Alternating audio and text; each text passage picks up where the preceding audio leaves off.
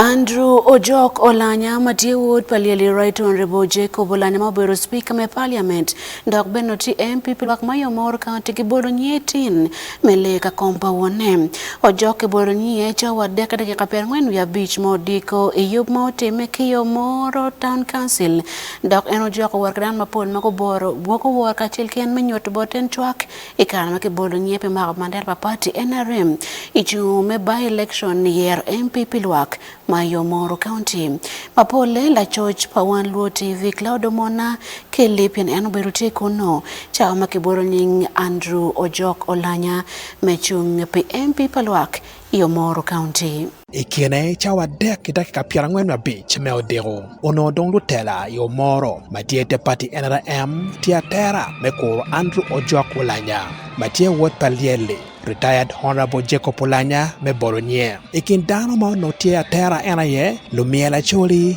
dul pa boda monchuk kilo chwak party NRM maduma go a key office pa party man i Kampala ikare ma eno o chot kitero en ka bolonye inge bolonye eno woro kidano ne kaw karo wako boldwak ma cwako chungune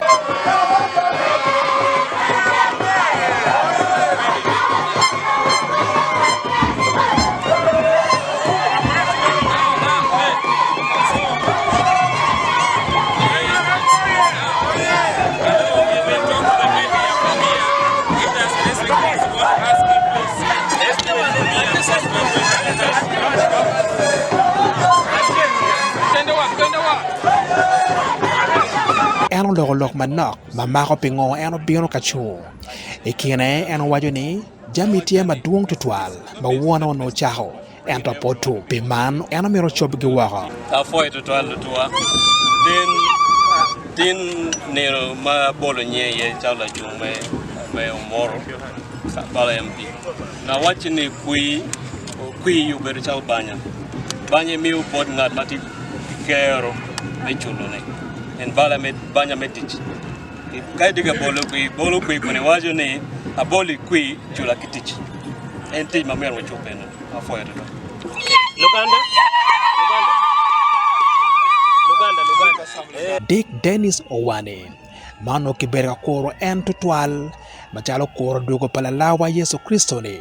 pero bino matwal ka bolonye ikin chawa bungwen madong bino chawa pane yana ye waneno dulwak macwako party FDC kuchako bino madwong mukene ki boda la chen dong wanyang ni kara FDC okero Justin Odong mabela tela me koro sub county machone yana ye ni omak bendera pa FDC Kelly kumakech ngan matemu rwech pe party FDC o loko kuman lo boroni ki mako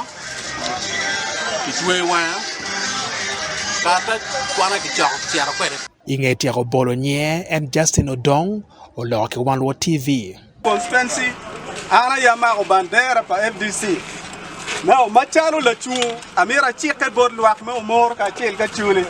abe beru la tela palwa ero pa be beru la tela pa state house Abic chwalo dwan luak eto pabi jinge kum ngato mo ke ken abi timu jime duju kamala dit the late speaker ma mekwa kone yo rueny mapo wanyang bere ngo munere so wabe kwanyo kunyo wa meta nyin an la kin gang atelo luak machalo won kom so angiu pe opalo kin gang pe chalo jomo kene makong chair exile ka dugu pe ngiu no pe I will do jeme mabejo meneno neno Omoro ka chel ka chuli de you do ye